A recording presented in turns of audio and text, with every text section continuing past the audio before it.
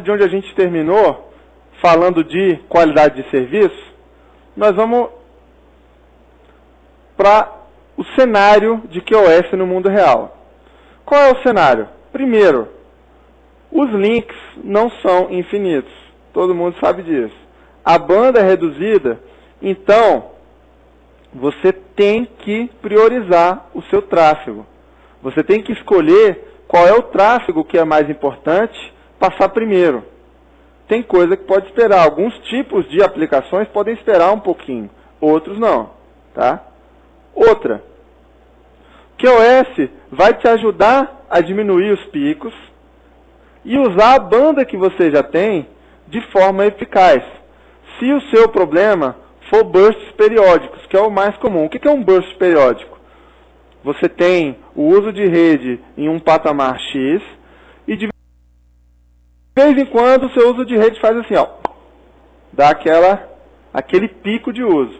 Quando você tiver picos de uso assim, a existência de um QoS te permite que você continue, né, com as suas aplicações mais críticas rodando de forma correta, respondendo de maneira rápida, e os outros dados que podem esperar um pouquinho, esperam um pouquinho e vão, né, conforme o pico for diminuindo. Né? O QoS te ajuda muito nisso. Um outro detalhe, quando você tem um link já saturado, o QoS ajuda um pouquinho, mas não vai resolver não. Tá? Se o seu problema é saturação de link o tempo todo ali, não vai adiantar você ter QoS não.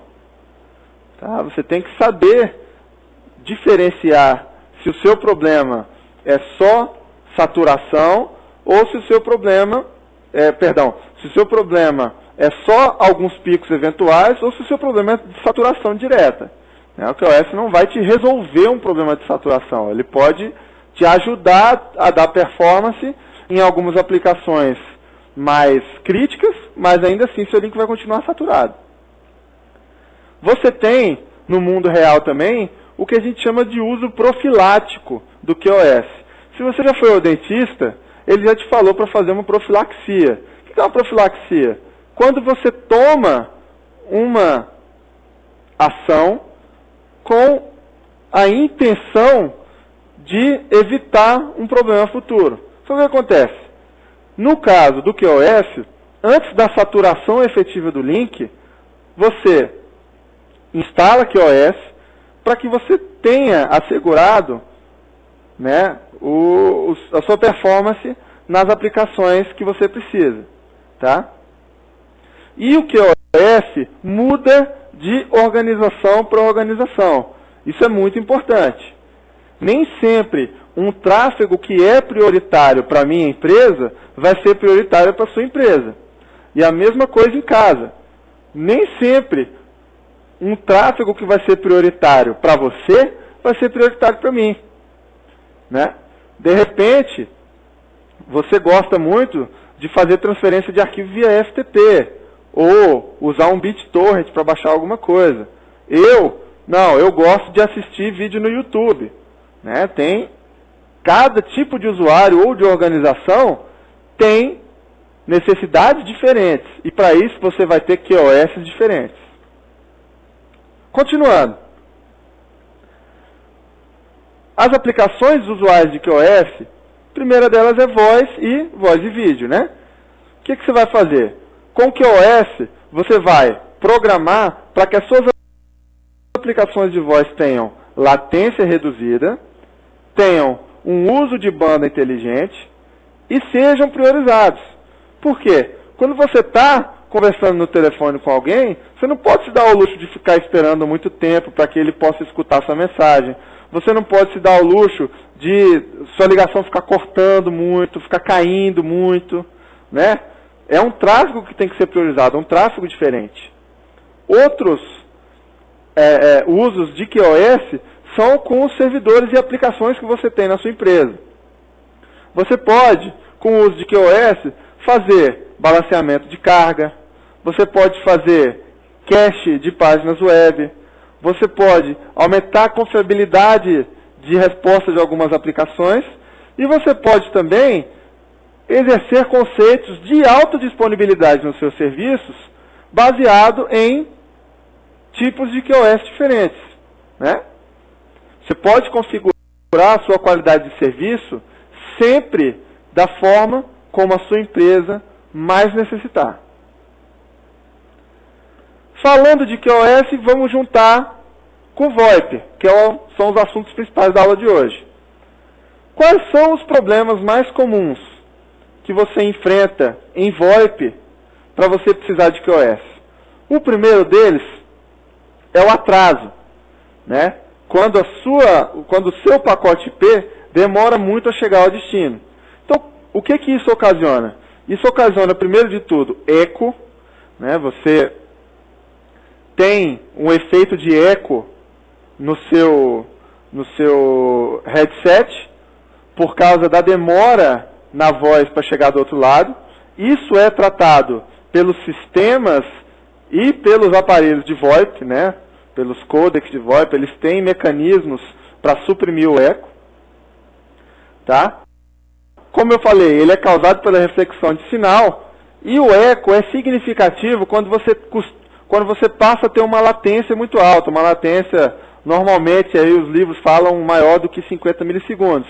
O que é uma latência maior do que 50 milissegundos é usual na internet, principalmente no Brasil, né? Então você tem que ter softwares que estejam bem preparados para redução de eco. Outro problema com o atraso dos pacotes é a sobreposição. Isso é, quando a voz de um interlocutor atravessa a voz do outro. Isso acontece muito quando você está tentando usar VoIP em horário de pico na internet. Você já deve ter passado por isso em casa. Quando você está tentando falar com alguém, principalmente alguém que mora em outro país, você aumenta muito a latência, teu provedor está abarrotado de gente baixando coisa na internet, baixando vídeo, baixando tudo. E aí, você tem um tempo de latência muito grande e você começa a ter uma voz, né, a voz da pessoa do outro lado começa a atravessar a sua. Né? Isso é mais comum quando você está usando VoIP em horários de pico, quando o atraso se torna muito grande. Tá? Quais são as fontes de atraso em uma ligação VoIP? Primeira fonte de atraso, o próprio algoritmo de codificação, pessoal. Como assim? A necessidade de receber uma quantidade de dados, uma quantidade de voz, para que ele possa começar a processar.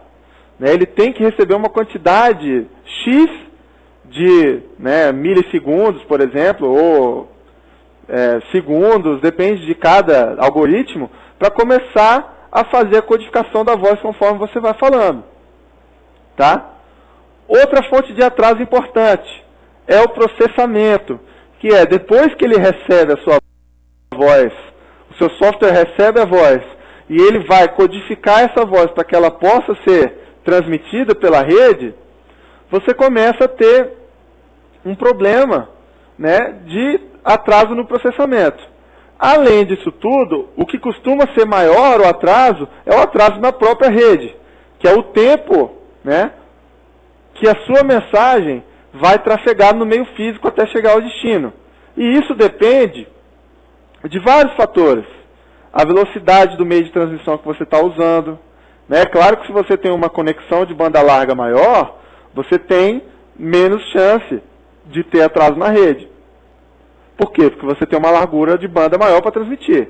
Você tem atraso de processamento em roteadores, como fonte de tempo a mais na rede. E você tem o uso de buffer contra variação. A gente vai... você se lembra do conceito de variação. Quando um pacote passa por caminhos diferentes, você pode ter um pacote que chega antes do outro.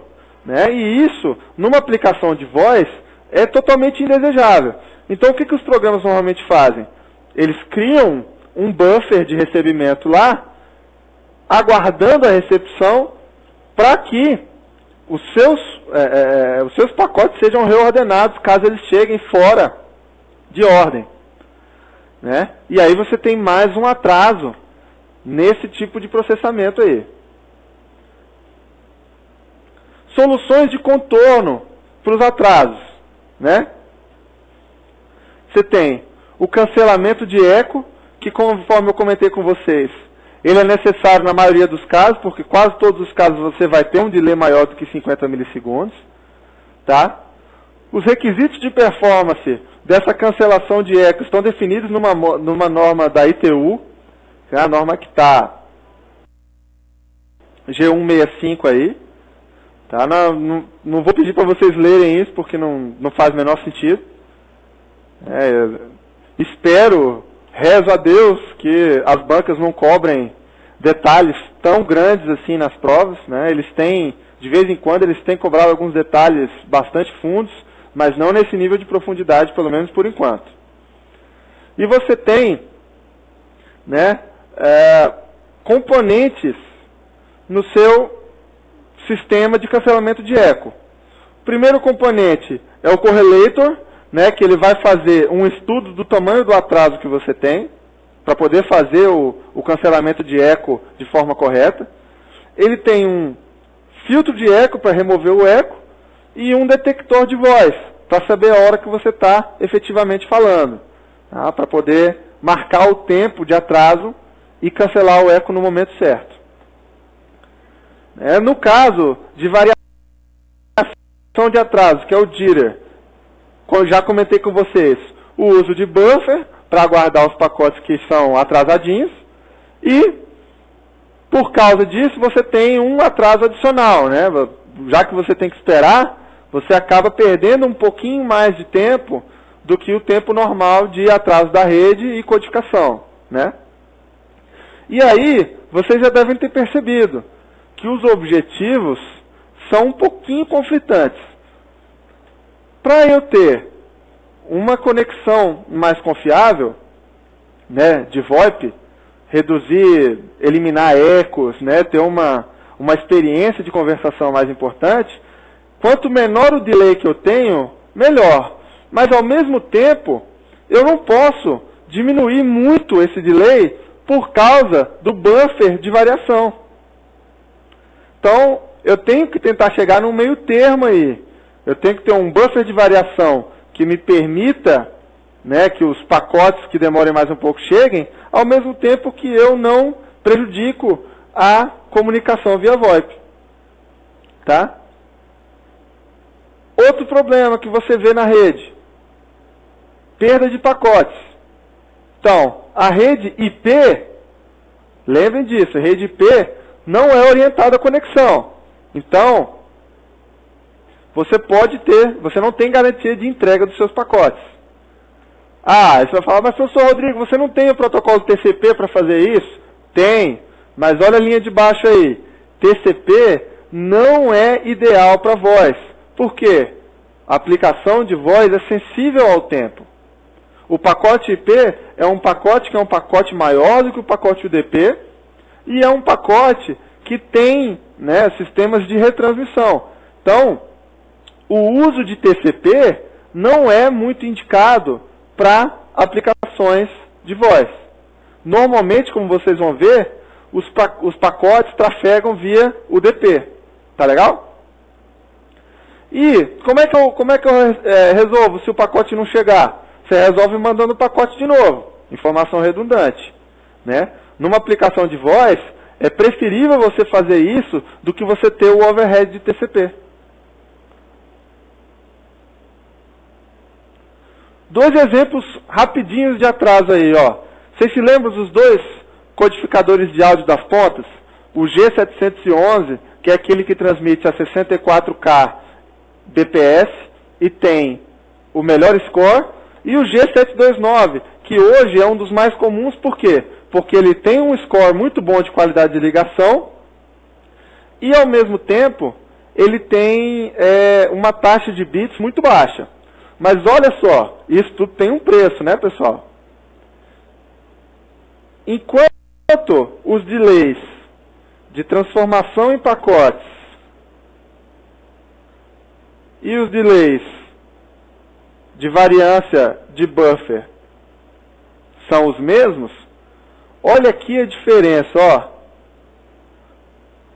O atraso de codec do G729 é maior. Por quê? Porque o codec em si, para transmitir num formato menor, ele exige mais processamento da parte da máquina de envio. Então você tem aqui um atraso um pouquinho maior com o uso desse codec. E isso vai variar de codec para codec, vai variar se você estiver usando, né, vídeo para videoconferência, tem, né, distinção também de codecs para vídeo. A gente vai ver na família de protocolos, quando a gente estiver vendo o H323, que é uma da família de protocolos usadas para VoIP e para videoconferência, que você tem também diversos codecs de vídeo com características diferentes. Então, isso aqui também deve ser pesado na escolha de uma solução VoIP para você. Tá legal? O QoS surgiu, né, com o que eu estou chamando aqui de camada 1, que são os primórdios. Como é que se fazia QoS antigamente? Você separava o circuito de voz e dados. Por quê? Porque aí você sabia que a voz iria, né, ter a sua comutação da forma como precisava ser feita. Mas aí eu tenho o quê? Ineficiência e excesso de administração e gerenciamento. O que a gente chama aí de camada 2 é aquela visão da ATM. Lembrem da aula de redes WAN. A ATM tem aquela ATM Adaptation Layer, que é o AAL, e cada AL daqueles tem níveis de bitrate que podem ser usados. Lembra? O AL1 você tem bitrate constante, você tem bitrate variável, você tem bitrate available, né? E aquilo ali já é um conceito de QoS em camada 2. Qual é o problema disso? ATM, vocês lembram que ele tem um overhead, porque as células têm tamanho fixo de 53 bytes. Então o que acontece? Você tem um overhead de transferência de dados aí, e além disso, você tem a necessidade de gerir duas redes distintas. O que eu estou chamando de camada 3, que é a forma mais moderna. Você usa a multiplexação via redes IP, com a convergência de redes, né? E administra com tecnologias de qualidade de serviço, tanto nas camadas 3 quanto nas camadas 2, né? Nos protocolos de camada 3 e nos protocolos de camada 2, ou até o protocolo meio termo, que é o MPLS. Lembre-se do MPLS também. Tá legal? Beleza. E aí, como que a gente começa a entregar esse QoS? Lembrando aqui, ó, de camada 1, você tinha circuitos separados para voz e dados, né? No RSVP, é um conceito bem parecido com isso. Ele vai usar a rede IP, né? O Resource Reservation Protocol. Só que o que vai acontecer? Ele usa a rede IP, mas ele reserva um recurso para o uso de determinada aplicação. Ele funciona de forma análoga a um circuito virtual numa rede IP. Lembram do conceito de circuito virtual, né, pessoal? Das redes ATM e redes Frame Relay, ok? Você tem um uso interessante disso aí para QoS de natureza quantitativa. Como assim? Um QoS quando a aplicação sabe exatamente o que ela precisa, né, em termos de recurso de rede para enviar fim a fim. Mas um problema bastante grande sobre o RSVP. Ele não é escalável para as redes grandes. Por quê? O que acontece? Se eu vou me comunicar com você, tá, uma aplicação no meu computador vai se comunicar com uma aplicação no computador que você que está em casa, o RSVP, se fosse utilizado, ele faria uma reserva de recurso em todos os roteadores no caminho que vai até você. Qual é o problema disso? Na internet, com a quantidade de roteadores que você tem e a largura de banda finita, a largura de banda, né, espremida ali, como é que eu vou fazer uma reserva de recurso em 10 roteadores até a sua casa. É completamente inviável, né? Então, para você usar num meio onde você tem, por exemplo, dentro da sua empresa ali, você sabe que você tem uma largura de banda boa, pode ser uma boa solução. Mas para uso de internet, não dá. E por isso, foi um protocolo que não vingou muito.